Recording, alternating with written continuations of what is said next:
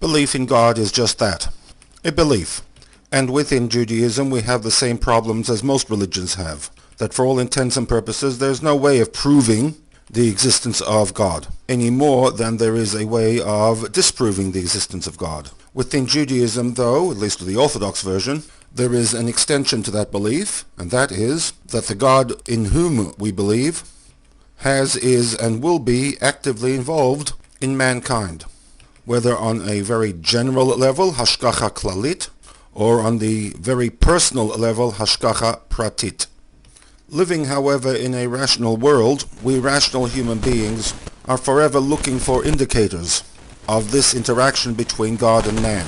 And one of the tools that has been developed is the theological concept of MIDAH Kneged MIDAH.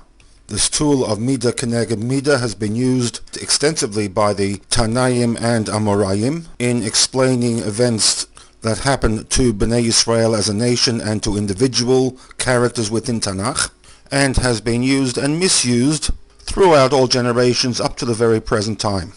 Used in attempting to explain events, misused in propelling personal agendas. The word midah is connected to the word moded, to measure. It is a tool for measuring, a tool for assessment, expanded further to include an attitude one has, which then translates into action, or, conversely, into inaction.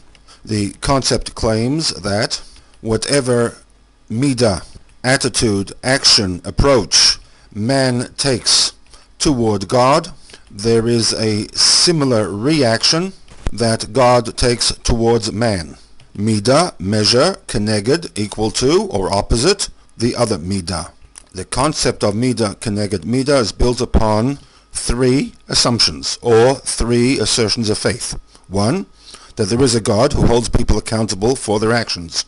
Two, this God will punish and reward people for those actions. And the third, the midah kneged midah aspect, is that the punishment reward will be linked to the original act in either content or timing. When events are interpreted according to the midah kneged midah concept, it tends to provide proof for the interaction between God and man, namely that events that take place come as a result of God's decision to do something positive or conversely do something negative towards the nation or to the individual. An example for the application of midah kneged midah, and by extension God's involvement with the actions of man, can be seen in the way the Rabbeinu Bachya and the Chizkuni interpret the death of Aaron's two sons. The pasuk states, "Vatetzei eish milifnei Hashem," fire emanates from God, consumes them, and Vayamutu lifnei Hashem, and the two sons of Aaron die in the presence of God. Death on account of fire. When this is contrasted to pasuk Aleph, we find that the sin of the Bnei Aaron is described as Vayakrivu lifnei Hashem eish zara, that they brought and offered an eish zara before God. Asher lo tziva otam, this was an eish zara to which they had not been commanded. Notice the similar use of terminology. In both cases there's an eish, and in both cases we have the lifnei Hashem.